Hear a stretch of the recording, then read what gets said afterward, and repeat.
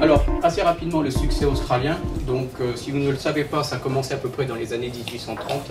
Bon, c'est à peu près le premier essor du vignoble australien. Et effectivement, vous connaissez, ou en tout cas, si vous vous intéressez au secteur du vin, vous avez pu vous rendre compte du succès des vins australiens. Alors, peut-être pas forcément en France, mais en tout cas, dans tous les autres pays, un succès assez marqué. Alors, qu'est-ce qui peut expliquer d'une certaine manière ce succès australien?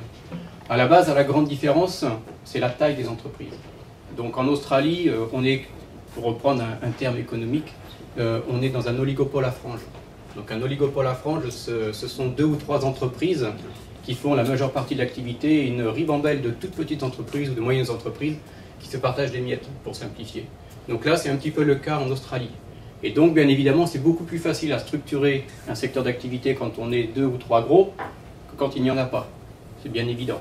Donc la taille des entreprises est déjà un premier facteur qui explique pourquoi la filière, et je serais tenté de dire bien structurée, en tout cas en matière d'objectifs et de stratégie. Le deuxième aspect, c'est une très forte logique de marque.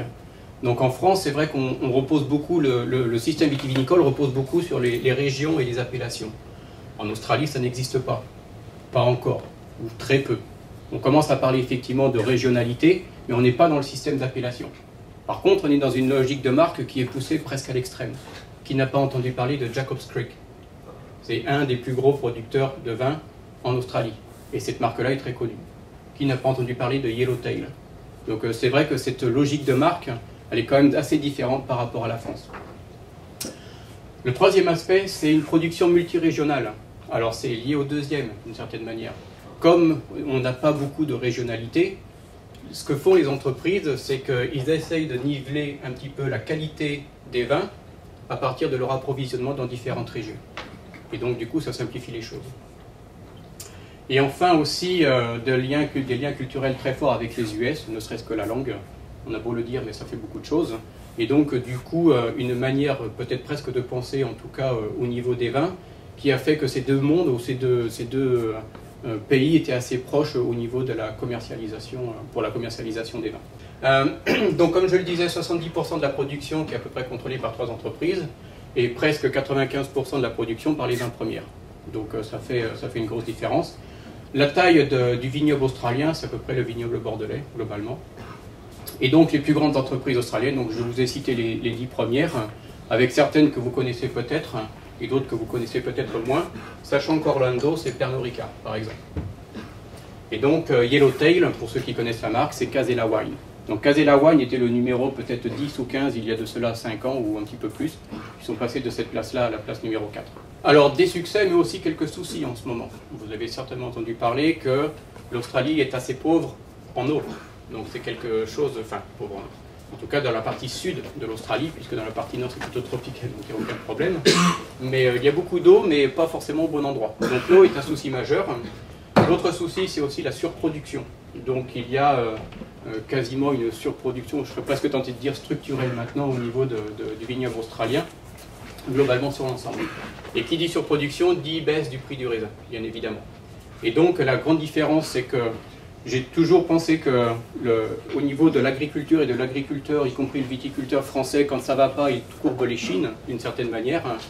En Australie, ce n'est pas tout à fait le même système, dans le sens où on est beaucoup plus dans une logique d'investissement, voire industrielle. Donc si jamais le système n'est pas soutenable dans le temps d'un point de vue économique, en fait, l'entreprise sort du marché. Donc c'est la faillite et hop, une entreprise de moins sur le marché. Donc les vins australiens ont toujours été positionnés sur des bons rapports qualité-prix, voire plutôt des vins d'entrée de gamme. Et le problème, c'est que dans beaucoup de pays, beaucoup de consommateurs ne se retrouvent plus forcément maintenant dans ces vins d'entrée de gamme ou dans ces vins faciles à boire. Des difficultés financières aussi. Donc ce sont des données qui viennent du cabinet de consulting Deloitte & Touch. Donc c'est disponible sur le web, donc si vous voulez avoir accès, il n'y a aucun problème. Et donc ce sont les données 2008. Donc en fait, ce sont les entreprises et les principaux postes financiers par taille d'entreprise. Et donc en fait, l'idée c'est de voir que pour les plus petites entreprises, donc l'EBT c'est un Earning Before Tax, donc on va dire le profit ou la perte de l'entreprise, Donc on voit que c'est négatif pour les plus petites entreprises, mais aussi pour celles qui ont de 10 à 20 millions de dollars de chiffre d'affaires. Alors je vous parlais du repositionnement, c'est un petit peu ce sur quoi les Australiens sont arrivés il y a de cela 2-3 ans maintenant. Donc c'est la stratégie to 2025, et du coup l'idée c'est de repositionner l'ensemble des vins autour de 4 grandes catégories, si je puis dire. Donc la première, c'est ce qu'ils appellent le brand champion. Donc là, l'idée, c'est d'avoir une marque commerciale de type Yellowtail. Donc c'est un petit peu persévérer ou continuer dans cette idée de vin d'entrée de gamme bon marché. Ensuite, Generation Next. Donc là, c'est plutôt l'idée d'avoir des vins plutôt innovants. Alors l'innovation peut être soit au niveau de l'étiquette, ça peut être aussi bien au niveau du bouchon, etc., etc. Donc là, des nouveaux cépages. Donc là, l'idée, c'est le caractère innovant du vin qu'ils veulent mettre en avant. Et l'autre aspect qui est le Regional Heroes, donc là, c'est vraiment là où ils commencent maintenant à introduire de la régionalité. Donc on n'est pas dans le système d'appellation parce que, par exemple, pour utiliser le terme Barossa Valley, qui est une région, il faut qu'il y ait un minimum de 85% du raisin qui vienne de cette région.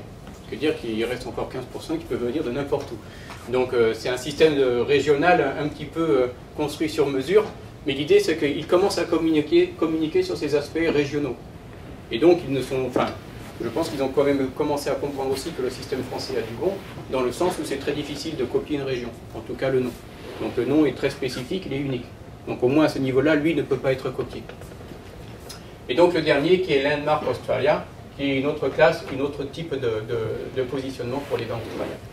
Et donc en fait, ils sont arrivés à ce positionnement à partir d'un certain nombre d'études de consommation et de consommateurs, mettant en évidence un petit peu ces 3 cercles-là, avec la dimension santé par rapport au vin, la dimension facilité d'accès, facilité d'achat, et le dernier qui est plutôt l'aspect plaisir. Et donc à partir de là, ils ont réussi à essayer de refaire ce positionnement.